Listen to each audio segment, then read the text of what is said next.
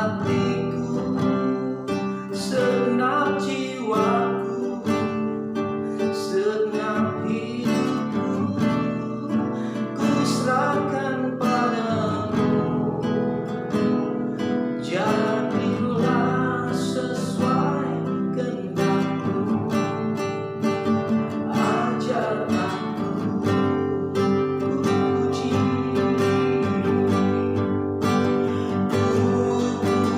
puji Kau selama-lamanya.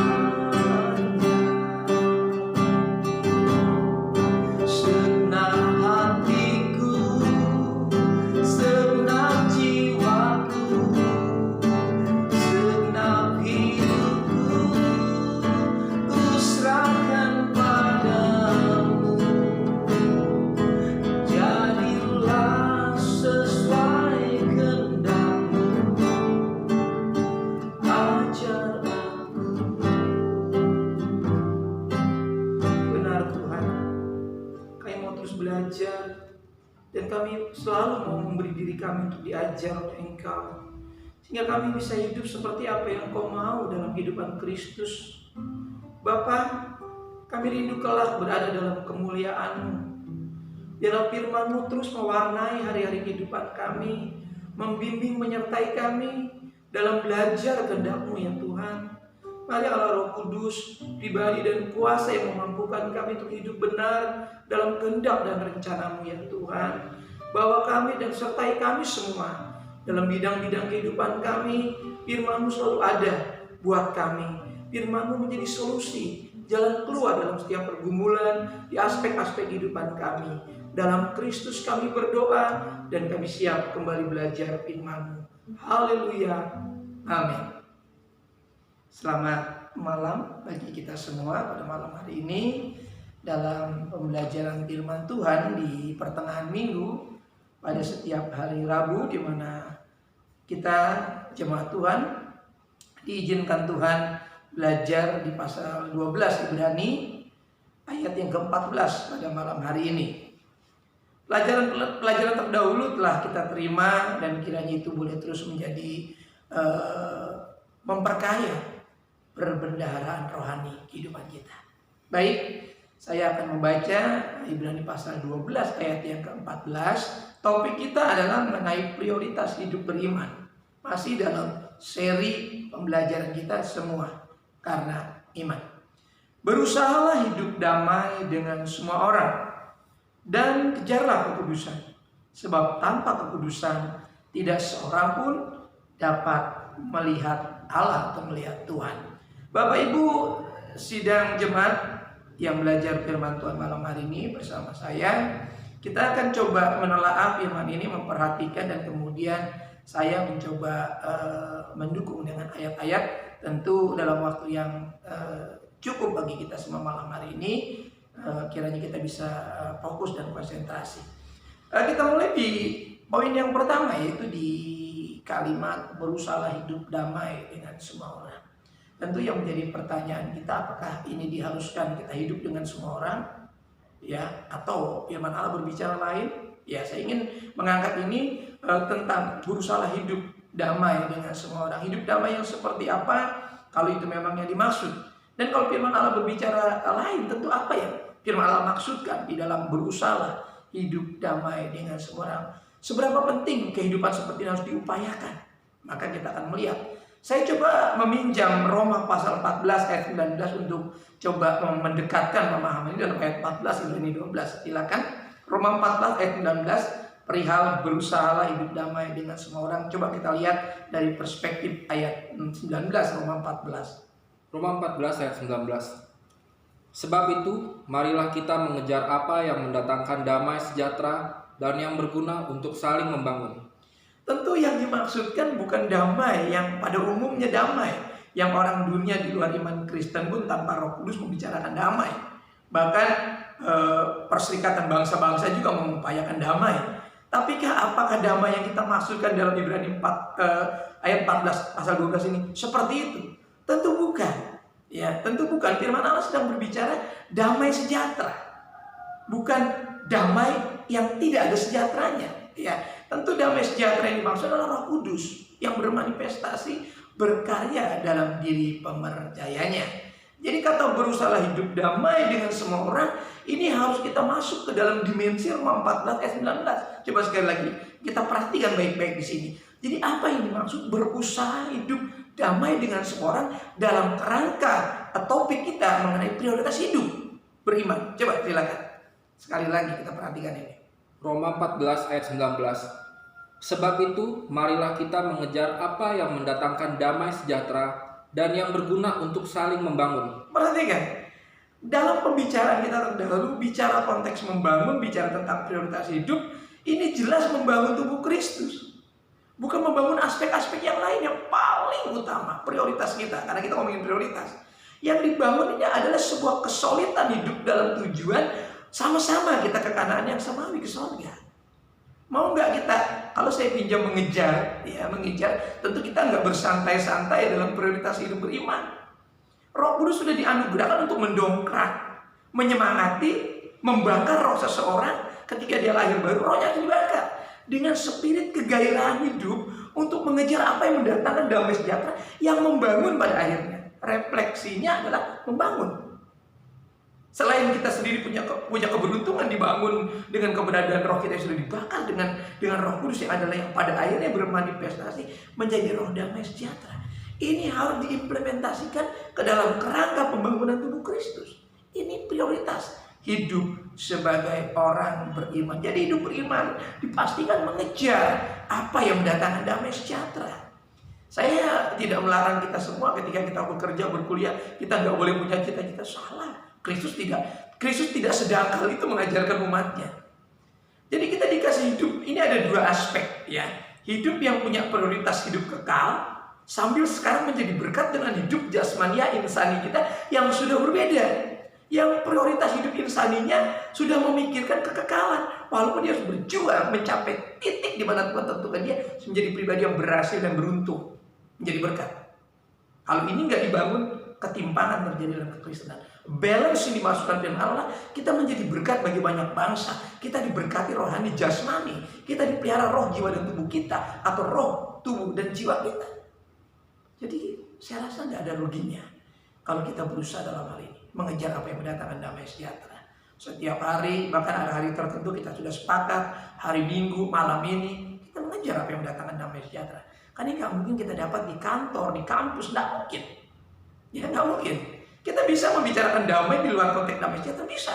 Tapi itu damai yang umum. Tapi ketika masuk dalam spesifikasi iman, maka damai sejahtera yang dimasukkan cuma diproduksi oleh Roh Kudus yang telah dianugerahkan bagi semua orang percaya. Ingat, sudah dianugerahkan bagi semua orang percaya. Saya selalu bicara legalitas. Legalitasnya Roh Kudus maksimal atau tidak ketika orang itu memberi diri dikuasai Roh Kudus, dia kemudian menjadi aktif, dia sangat reaktif dengan kehendak Allah. Dia bereaksi kuat dengan kehendak Allah. Ya, perhatikan, kita tidak punya tendensi lain ya ketika kita dalam hidup beriman selain mempermuliakan Kristus dalam diri kita. Bapak Ibu, saudara dikasih oleh Tuhan, saya rasa ini sangat bisa dipahami kalau Roh Kudus ada dalam diri kita, maka apa yang mendatangkan damai sejahtera harus menjadi prioritas, bukan damai yang biasa, ya. Tapi di mana Roh Kudus berkarya menimbulkan kemudian hal-hal yang positif dalam diri kita untuk membangun gereja Tuhan, membangun persekutuan tubuh Kristus dalam sebuah konteks gereja. Kita punya gereja, tempat kita berkumpul sebagai tubuh Kristus. Jadi kita jangan bilang, saya nggak perlu gereja, saya gereja bebas kemana saja. Alkitab tidak berbicara seperti itu. Karena waktu terus berjalan dan kemudian kita sudah masuk dalam konteks hidup bergereja. Ya memang ada gembala-gembala kecil yang ditunjuk untuk memimpin umat sesuai dengan konteks firman Allah. Jadi sekarang udah bukan zamannya lagi kita nomaden. Sebagai orang beriman nomaden, kemana saja kita bebas. Ya kita lihat saja hasilnya, mereka hidup tergembalakan, diajar dengan firman Tuhan secara teratur, hasilnya seperti apa. Dan orang yang hidupnya kemudian tanpa status yang jelas, tanpa bimbingan yang jelas, dan tanpa pengajaran yang bisa dipertanggungjawabkan, ini nanti hasilnya kelihatan. Maka saya bersyukur walaupun kita mungkin malam ini ada berapa saja yang bisa sempat hadir join, saya rasa kita bersyukur masih mau diajar. Karena nggak terlalu lama, cuma sekitar ya nggak sampai 1 jam lah. Bisa pas 1 jam, bisa tidak sampai kita bersekutu. Dan firman Allah nggak sampai 1 jam. Tapi paling nggak ini akan berdampak kepada kehidupan yang selama-lamanya dengan Tuhan. Nanti kita selama-lamanya dengan firman yang hidup yang telah menjadi manusia, yaitu Yesus yang kita pegang dalam iman kita saat ini. Ya, kemudian ya, untuk membangun tubuh Kristus ini hanya damai sejahtera yang dapat membangun, saudaraku. Jadi konteks pembangunan tubuh Kristus, di mana ini menjadi prioritas hidup kita beriman, waktu kita bersekutu dengan firman Tuhan secara pribadi, dari personal orang percaya itu, kemudian kita menggabungkan diri menjadi sebuah kelompok komunitas yang sama-sama membangun, semua punya prioritas. Satu, kita sedang membangun kehidupan yang kekal. Ya, perhatikan, ini diupayakan sekarang. Makanya yang dikejar ini kekudusan, kesucian. Walaupun saya rasa dari awal juga saya pikir, bagaimana orang seperti saya ini jadi kudus, mustahil gitu loh. Kelakuan kita banyak yang menyimpang. Tapi apa mungkin? Ternyata sudah terjawabkan dengan Roh Kudus.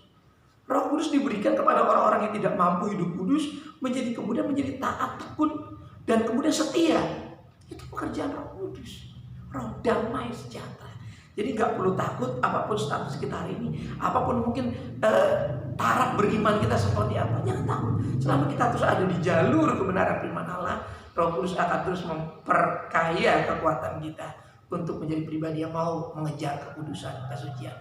Arti kata mengejar ini harus diupayakan dengan berusaha memaksimalitaskan diri kita dalam melayani, dalam beribadah di rumah, di gereja. Walaupun situasi seperti ini, saya rasa kalau kita bisa maksimal, Tuhan pasti buka jalan. Tuhan kasih kita kesehatan, kemampuan, berkat-berkat. Ya jujur, kita masih butuh semua itu. Kita masih butuh semuanya. Semua fasilitas yang ada di bumi itu diciptakan untuk kita, untuk kemuliaan Allah. Perhatikan. Jadi jangan salah tafsirkan, untuk kemuliaan Allah, untuk kita, untuk kemuliaan Allah. Semua Allah berikan untuk manusia, bukan untuk yang lain. Apalagi manusia yang mengerti kehendak Allah, tentu sangat spesial di mata Tuhan. Allah sangat mengasihi milik kepunyaannya. Jadi jangan takut. Hari ini apapun keadaan kita, jangan takut. Tuhan mengasihi milik kepunyaan.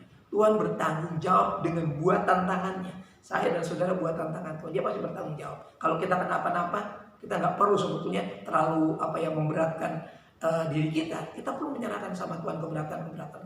Percaya deh, firman Tuhan nggak mungkin bohong. Saya sudah mengalami apa yang firman Tuhan katakan.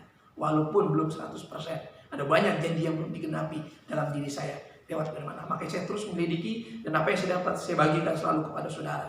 Apa yang saya punya, perbendaharaan saya punya, saya keluarkan ke dalam kehidupan pelayanan saya kepada saudara semua. Jadi ada prioritas membangun iman di dalam tubuh Kristus. Yang kedua, yang terakhir, ya, kejarlah kekudusan. Tadi saya sudah singgung di awal poin tadi, di akhir poin yang pertama tadi barusan, bagaimana kalimat mengejar kekudusan. Apakah kekudusan dikejar seperti umumnya kita mengejar sesuatu hal? Tentu berbeda. Ya, setiap kata dalam Alkitab harus dipahami secara hati-hati, bukan literal hurufiah apa adanya dipahami, tidak. Alkitab punya bahasa yang sulit dimengerti. Bahkan kalau sudah baca kitab Wahyu, hampir semua kita hamba Tuhan kurang bisa mengerti. Kenapa? Karena itu bahasa situasi yang memang pada waktu itu situasi berbeda dengan kita membaca Wahyu saat ini. Waktu itu Rasul Yohanes dalam pembuangan dan situasinya dalam kekejaman seorang kaisar.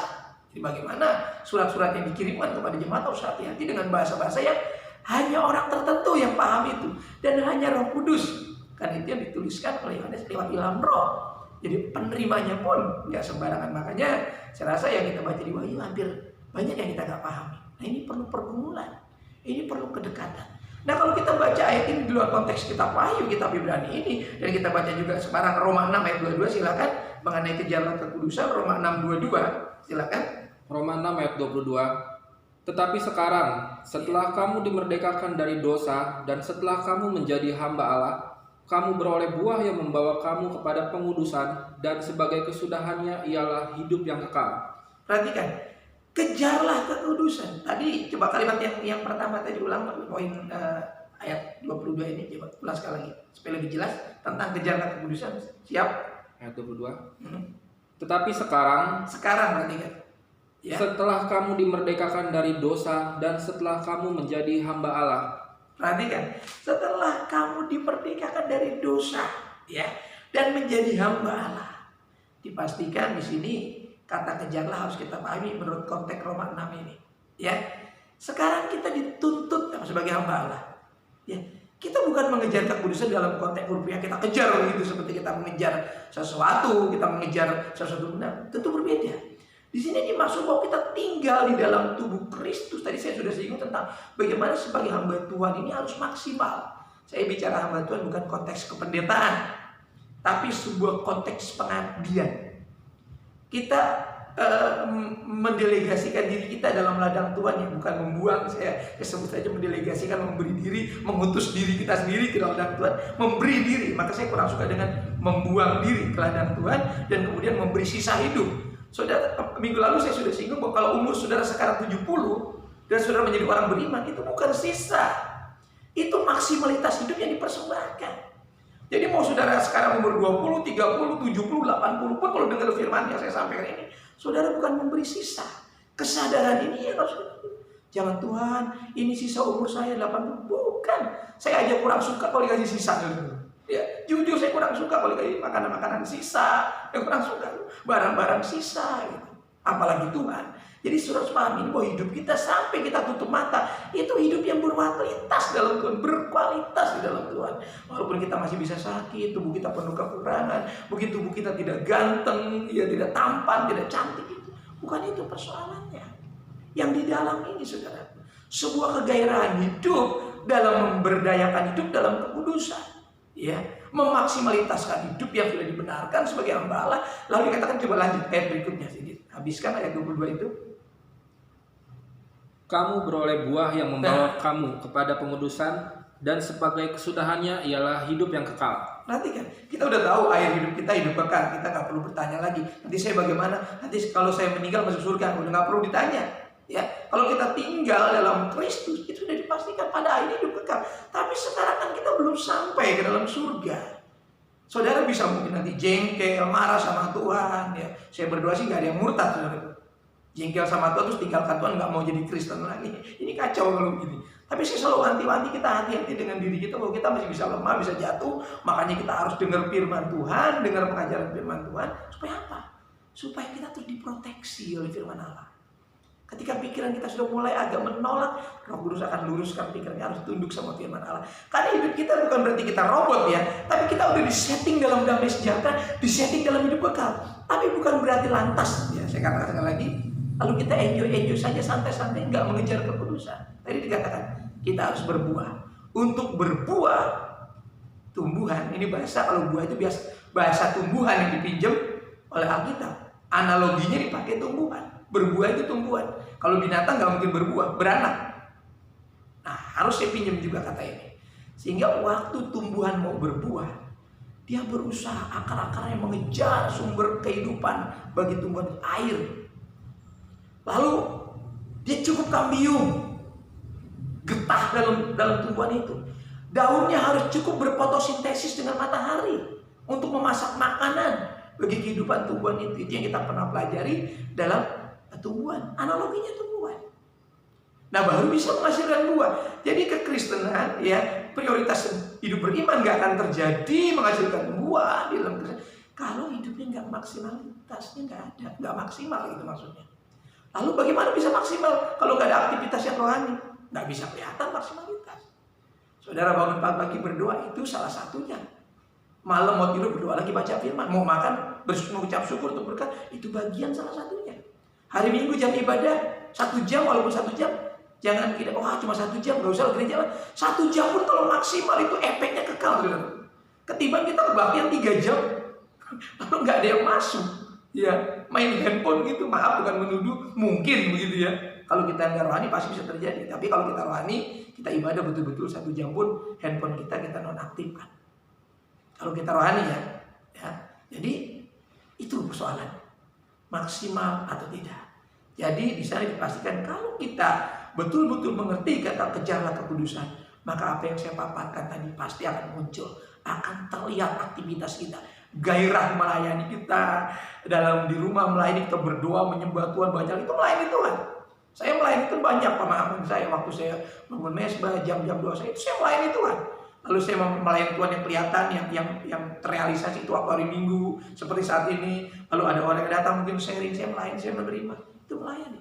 Tapi ada pelayanan-pelayanan yang nggak dilihat oleh orang, yang Tuhan tetap catat sebagai sebuah bentuk maksimalitas hidup dalam berupaya bertumbuh sehingga pada akhirnya mendapatkan buah dan juga berujung pada hidup yang kekal. Yakobus pasal 3 ayat 18. Yakobus pasal 3 ayat 18. Dan buah yang terdiri dari kebenaran ditaburkan dalam damai untuk mereka yang mengadakan damai. Jadi tadi saya katakan disuruh hidup berdamai dengan semua orang. Nah, tentu saya udah arahkan saudara untuk berpikir tidak seperti apa yang dipahamkan secara literal, secara rupiah. Tapi ketika orang ada di dalam kebenaran, ya benih yang ditabur di sana itu benih kebenaran, benih damai sejahtera itu akan menumbuhkan buah-buah. Ya buah kebenaran, damai sejahtera juga muncul. Efeknya kita jadi sukacita, hidup kita benar. Apapun kata orang, yang penting kalau firman Tuhan sudah katakan benar, nggak bisa dibantah. Saudara, kalau yang bilang benar manusia, tapi ternyata kita lihat firman Allah kita nggak benar, itu bisa dibantah. Tapi kalau kita sudah hidup benar dengan firman Allah, saya percaya hidup yang dapat dilihat manusia pun nggak akan dibantah kita. Jadi nggak mungkin kita merasa dibenarkan oleh Tuhan lalu orang lain, kok orang benar kok bohong, kok orang benar kok menipu, orang benar kok nyuri. Nah, ini bagaimana saudara? Ini tentu nggak selaras. Saya percaya kalau kita sudah dibersihkan bagian dalam, kata firman Allah, maka bagian luar perlahan-lahan akan bersih. Ya, kalau kita mencuci satu bejana, panci atau wajan atau apalah benda-benda itu, nggak mungkin kita cuci bagian dalamnya saja. Pasti bagian luar akan dicuci juga. Itu Alkitab bilang, Yesus bilang. Dia marah pada orang-orang Farisi, ya, yang luarnya aja kelihatan bersih, tapi dalamnya penuh dengan rampasan dan kebohongan, kejahatan, ya kan? Itu sudah diketahui oleh Tuhan Yesus dari orang-orang Farisi. Makanya sekarang ini kan banyak ragi-ragi Farisi ya di YouTube, di mana ya yang merusak pengajar. Kalau di jemaat sudah dengar firman Tuhan dari saya ini bener nih, tiba-tiba buka YouTube ada ragi orang Farisi yang enggak Tuhan juga, itu Farisi ngasih ragi-ragi. Yesus bilang hati-hati dengan ragi-ragi orang Farisi. Pengajaran yang buat saudara akhirnya jadi bingung. Makanya saya bilang kalau saudara punya gembala lalu digembalakan dengan YouTube, silakan saja. Kalau saudara sakit berdoa sama YouTube. Lalu kalau saudara mengapa minta tolong sama pendeta YouTube, apa dia mau tolong? Tidak, saudara. Saudara meninggal, apa dia mau kubur saudara? Tidak, saudara. Jadi saudara harus cerdas di sini. Maka sekarang banyak orang juga akhirnya menggembalakan lewat YouTube. Tapi saya rasa akhirnya juga kurang efektif. Kenapa? Saya seperti itu, ragi-ragi yang keluar, saudara. Ada banyak orang yang sudah hidup setia, melakukan firman Tuhan, sudah hidup berkat, hidupnya berubah. Kenapa? Karena dipengaruhi ragi-ragi itu. Dia pakai firman Allah juga, saudara. Jangan kita anggap dia pakai perkataan Yesus juga, saudara. Tapi kemudian satu sama lainnya nggak bertalian, saudara. Firman Allah semua bertalian, satu dengan lain punya korelasi. Jadi hati-hati. Maka saya bilang saya terus bertanggung jawab untuk pengembalaan ini supaya pada akhirnya kita bisa membuat benih itu bertumbuh dan berbuah. Saya rindu ada buah damai sejahtera, ada buah kebenaran, ada buah kebaikan. Selain yang pernah saya bilang ada buah pertobatan, kita bertobat perlu berbuah. Ya, kita hidup benar perlu berbuah kebenaran. Kita hidup dengan damai sejahtera, kita perlu berbuah dalam damai sejahtera. Saudara pilih kasih oleh Tuhan, di sini jelas sekali. Maka kemudian ayat yang terakhir dari perenungan kita tadi sebagai poin yang penutup, ya. Sebab, nanti kan, tanpa kekudusan. Tadi saya dulu bilang, ya ini menjadi prioritas, menjadi target kekudusan ini. Walaupun Roh Kudus ada di dalam diri kita, itu yang membuat kita dinyatakan layak. Roh Tuhanlah yang membuat kita berseru dan didengar. Ya Aba, ya Bapa. Roh Kudus yang bantu kita untuk layak supaya kita hidup. Tapi di sini kita nggak tinggal diam, nggak kemudian jadi menonaktifkan aktivitas. Kita terus bersinergi dengan Roh Kudus. Roh Kudus hanya bekerja di dalam diri orang yang mau. Saya kasih tahu aja. Roh Kudus hanya bekerja di dalam diri orang yang mau bersemangat. Dia akan tambah semangatnya. Dia nggak akan letih. Dia nggak akan berlari jadi loyo, berjalan nggak jadi lesu nggak. Dia akan terus seperti gunung Raja Wali diperbaharui kata Alkitab. Jadi akan terlihat bagaimana ketika saudara bersama Roh Kudus mau mengejar yang namanya kekudusan walaupun tidak kelihatan. Ketika Roh Kudus lihat ada bibit spirit semangat hidup, di sana dia akan bekerja. Dan hidup saudara akan berbeda dengan hidup saudara dan saya sebelumnya. Sebelum kita seperti saat ini memahami perkataan ini. Yang terakhir di dalam bagian ini, sebab tanpa kekudusan tidak seorang pun melihat Allah. Saya meminjam ucapan Yesus dalam Matius 5 ayat yang ke-8. Ucapan Tuhan Yesus. Matius 5 ayat 8. Berbahagialah orang yang suci hatinya, karena mereka akan melihat Allah. Perhatikan. Kerinduan yang harus ditanamkan dalam prioritas hidup beriman sesuai judul kita lagi. Kita punya, bukan cuma ini nggak boleh disebut sebagai angan-angan. Angan-angan saya bisa berbahagia di surga. mulai saat ini, spirit hidup, kegairahan hidup, dan target prioritas yang kita punya sudah menjadi kebahagiaan kita. Karena kita sudah mulai berjuang di jalan Tuhan. Perhatikan, orang yang mau mengiring Tuhan harus bahagia. Walaupun banyak kerikil, walaupun berliku-liku jalannya, kata pujian, tapi kita harus menikmatinya, ya. Harus menikmatinya. Bagaimana caranya? Kok hidup susah harus dinikmati? Justru disinilah letak karya kuasa Roh Kudus yang sudah ditaburkan tadi, benih kebenaran, benih damai sejahtera itu, ya, yang akan menghasilkan buah yang berujung pada hidup yang kekal. Jadi camkan ini baik-baik, sebab tanpa kekudusan, saat ini kita sudah punya kekudusan, kita diizinkan bisa melihat. Kita belum melihat wujud, ya. Kita baru melihat ini samar-samar, kata Paulus. Tapi paling tidak pemeliharaan Tuhan hari lepas hari, napas hidup yang dianugerahkan sebagai seorang. Ingat, napas hidup kita napas Kristen, saudara. Napas hidup Kristen, napas hidup kekal. Waktu suruh narik napas pagi-pagi, terima kasih masih ada di bumi, hidup kekal tetap kita ingat. Nanti kita napas di surga selama-lamanya, hidup kekal. Lalu kita makan, terima kasih, nikmat. Ini nikmat hidup. Kita mulai berbahagia. Apapun makanan saudara hari ini, ya, malam ini, udah bahagia aja.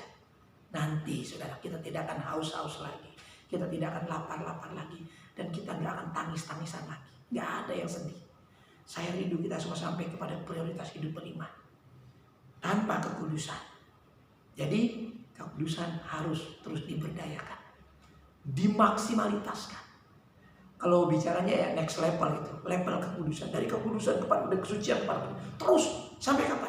Sampai rupa Kristus nyata, sampai kemuliaan yang penuh atas hidup kita. Tuhan memberkati kita semua, tetap semangat, tetap bergairah, dan tetap berbahagia. Kita tunduk kepala dalam nama Yesus Kristus. Firman-Mu sudah sangat-sangat menggairahkan buat iman dan rohani kami, sehingga pada malam hari ini prioritas hidup beriman menjadi target kami, Tuhan. Kami terus mau menggabungkan diri dalam kerangka hidup yang Tuhan sudah berikan, ya, hidup yang memiliki prioritas, hidup yang memiliki target, yaitu hidup kudus, hidup suci. Walaupun saat ini kami penuh dengan keterbatasan, penuh dengan segala kehilapan, kelemahan, kesalahan, namun Roh Kudus mengingatkan kami, ketika kami salah, kami lemah, kami punya pengantara, sehingga dosa kami tidak berlarut-larut, sehingga kami tidak terjerembab, jatuh, dan terjebak, dan kami bangkit terus bersama dengan Kristus. Tuhan pagari supaya sebisa mungkin kami tidak terkecoh dan jatuh. Jagai kami dan ajar kami terus sadar dan berawas-awas. Terima kasih buat firman kehidupan. Keberkatanlah kami semua yang mendengarkan firman Allah dengan bersungguh-sungguh malam hari ini. Firman menjadi kebahagiaan bagi kami dalam Kristus kami berdoa. Amin. Terima kasih. Saya sangat bersyukur sampai hari ini masih dipercayakan untuk memberikan makanan rohani bagi Bapak Ibu Saudara, pemuda-pemudi semua yang sempat hadir dalam ibadah online ini, dalam join dengan renungan firman Allah di rumah saudara masing-masing. Puji-pujian selalu naik dalam segala situasi. Saya ingin terus berbagi spirit hidup di situasi apapun. Kita harus tetap memuji Tuhan, tetap berdoa, tetap baca firman Tuhan. Nanti kita akan tinggalkan semua ini. Kita sudah dipastikan kita leluasa menikmati damai sejahtera yang Tuhan berikan tanpa beban, tanpa ikatan apapun, karena hidup kita merdeka di dalam Tuhan. Menjadi hamba Kristus itu sangat menyenangkan. Tetap jaga keluarga kita masing-masing, tetap ingatkan anggota keluarga kita masing untuk tetap waspada. Walaupun hari ini berita-berita mulai mengerikan, ada varian-varian baru daripada COVID, buat kita cukup mendengar firman Allah yang sangat prioritas. Apa yang kita tahu, kita gumuli, kita serahkan sama Tuhan. Kita jangan menutup mata untuk semua itu. Pesan saya, ini real sedang terjadi kejadian ini. Dan setiap orang, termasuk orang Kristen, harus waspada. Gunakan masker yang terstandar tentunya, yang dianjurkan. Tetap mencuci tangan sesering mungkin bila menyentuh apapun. Ini saya ingat, saya sudah lakukan itu sampai hari ini. Dan sebisa mungkin mandi ketika sudah pergi ke tempat-tempat yang rawan atau yang agak jauh dari kediaman kita. Pastikan ketika kita masuk rumah kita sudah dalam keadaan steril, rohani, jasmani kita, sehingga rumah tangga kita, keluarga kita aman. Ya, ini. Nah, kemudian jaga jarak, hindari kerumunan. Ya, sebisa mungkin. Ya, kalau itu memang membahayakan, nggak perlu hadir walaupun ada resikonya. Mungkin ya dianggap apalah, tapi kalau itu membahayakan, hindari kerumunan. Ibadah sudah diterapkan dengan standar protokol yang kita sepakati. yang dianjurkan pemerintah. Jadi jangan takut beribadah, pastikan sudah sehat beribadah. Rohani jasmani, ya yang kalau kurang sehat bisa di rumah online. Tetap jangan tinggalkan ibadah, karena itu mengandung janji. Doa saya menyertai saudara, dan berkat Tuhan rohani jasmani saya terus mintakan kepada Tuhan supaya kita semua tetap dijamin oleh Tuhan sampai kita bisa melewati masa-masa pandemi ini dengan penuh kesaksian daripada Tuhan. Tuhan mengasihi kita, dan tim online juga terima kasih untuk kerjasamanya yang masih setia mendampingi saya untuk berbagi kebenaran ini. Saudara diberkati Tuhan. Cinta Tuhan sangat membahagiakan. Kita tunduk kepala sampai bertemu dalam ibadah berikutnya, dan kita berdoa. Bapa, dalam nama Yesus, hamba-Mu sudah berhenti berkata-kata. Namun saat malam hari ini kami akan kembali ke dalam aktivitas kehidupan kami. Berkati kami semua yang sudah jauh dengan firman Allah, dan kami berdoa juga buat jemaat yang masih dalam proses pemulihan penyembuhan, yang masih dalam terapi penyembuhan. Tuhan jamah, pulihkan, bantu. Dan ada anak-anak-Mu juga Tuhan yang mungkin saat ini dalam keadaan lemah secara batin, Tuhan, kekuatan iman mereka, batin mereka, jiwa mereka, sehingga mereka tidak lemah, bangkit kuat. Yang sakit sudah disembuhkan, dan yang lemah dikuatkan. Dan saat ini dalam pergumulan masalah pekerjaan, bukan cuma kesehatan di pekerjaan, ekonomi, Tuhan pulihkan kehidupan ekonomi setiap jemaat Tuhan. Para suami, para istri berikan kesabaran, kekuatan sambil menantikan pemulihan, dan cukupkan Tuhan apa yang mereka butuhkan. Anak-anak kami juga yang membutuhkan lapangan pekerjaan, Tuhan berikan kesabaran sampai Tuhan memberikan pekerjaan kepada mereka. Mereka masih didapati percaya sudah bekerja, boleh bekerja sungguh-sungguh dengan penuh tanggung jawab, sehingga nama Tuhan tetap dipermuliakan dalam kehidupan mereka. Kendati pun mereka bekerja di tempat-tempat orang yang tidak mengenal nama Tuhan Yesus Kristus, hidup mereka tetap disukai karena mereka boleh menjadi berkat di sana. Terima kasih instansi di mana mereka bekerja juga tutup bungkus pagar itu. Tuhan jauhkan dari pemutusan hubungan kerja, sehingga anak-anak tetap bekerja dengan baik, dengan tenang, aman, dan tentram, dan hidup mereka dapat mempermuliakan nama Tuhan. Setiap keluarga limpahkan anggur cinta kasih, damai sejahtera, hidup nikah boleh harmonisasi sampai Tuhan menjemput kami dalam kemuliaan. Rumah tangga kami dipastikan aman dalam perlindungan Tuhan. Putra-putra kami semua, kesehatan kami semua, dalam pendidikan, dalam pekerjaan, Tuhan lindungi, keluar masuk setiap kami semua dijagai. Terima kasih dalam nama Yesus. Para janda, duda, lansia, single parent, mereka yang berjuang sendiri, Tuhan hiburkan, dampingi, celikan mata mereka bahwa ada pribadi yang tidak kelihatan yang selalu menjaga, mendampingi, menyertai, dan siap menolong. Terima kasih. Bangsa ini kami serahkan ke dalam tangan Tuhan untuk memulihkan. Masalah pandemi ini boleh lewati, pengadaan vaksin boleh dengan baik, pro kontra masalah vaksin juga bisa dalam tangan, sehingga semua pribadi boleh memahami hal ini. Kalau ini diluaskan oleh Tuhan, kami percaya Tuhan tidak tinggal diam. Tuhan akan menyelamatkan umat manusia, Tuhan akan menyelamatkan bangsa Indonesia. Berkati pemimpin kami untuk merealisasikan pengadaan vaksin ini, sehingga pada penerapannya nanti tidak ada hal-hal yang membahayakan, namun pada akhirnya boleh menjamin keamanan setiap masyarakat Indonesia. Berkati pemerintah kami dari pusat sampai ke daerah, dari Sabang sampai Merauke, dari Niangas sampai ke Pulau Rote boleh tercipta kesejahteraan. Berkati kota kami Bekasi, pemimpin di kota kami Tuhan sejahterakan, karena kesejahteraan bangsa, kesejahteraan kota, dan kesejahteraan lingkungan adalah kesejahteraan kami juga. Rencana dan program Paskah kami baik Jumat Agung maupun Minggu Kebangkitan kami serahkan dalam tangan Tuhan. Panitia dalam penggalangan dana, amplop-amplop yang akan dikumpulkan juga Tuhan berkati hati setiap kami, besar kecil yang kami kumpulkan, dalam artian bahwa kami sudah terlibat dalam pekerjaan Tuhan. Tuhan memberkati apapun yang kami taburkan, bahkan dalam penjualan pakaian juga Tuhan kami serahkan panitia, sehingga semua berjalan sesuai dengan apa yang direncanakan, dan kiranya berkenan di hati Tuhan, boleh menghasilkan kemuliaan bagi nama Tuhan. Terima kasih. Sebentar kami akan masuk di malam hari ini. Yang belum kembali ke rumah Tuhan, tutup bungkus sertai kumpulkan di dalam damai sejahtera Tuhan. Bawa kami melewati malam hari ini, hantarkan esok pagi dengan umur yang sudah diperpanjang, dengan berkat-berkat yang sudah diperbarui. Terpujilah Engkau Tuhan kekal selama-lamanya. Persembahan-persembahan yang kami kumpulkan di rumah tangga masing-masing, yang akan kami persembahkan kepada pekerjaan Tuhan ini, kiranya boleh membantu, menopang, meringankan pekerjaan Tuhan dalam pergumulan kebutuhan-kebutuhan pembiayaan pelayanan ini. Kami serahkan sepenuhnya ke dalam tangan Tuhan. Sidang jemaat, ibadah tanggal minggu yang dikasih oleh Tuhan, sekarang buka kedua belah telapak tangan kita dan arahkan mata hati kita kepada berkat Tuhan. Turunan kerajaan anugerah damai sejahtera dari Bapa kita yang di sorga, kasih sayang kecintaan dari pengantara yang hidup Tuhan Yesus Kristus, persekutuan keintiman, penyertaan Roh Kudus yang menyertai saya, menyertai saudaraku sekalian, yang mulai malam hari ini sampai fajar Maranatha. Tuhan menjemput kita di awan-awan yang permai. Dalam berkat nama Tuhan Yesus Kristus, kita yang menerima berkat Tuhan sama-sama katakan amin. Tuhan berkati kita. Shalom. Tetap semangat.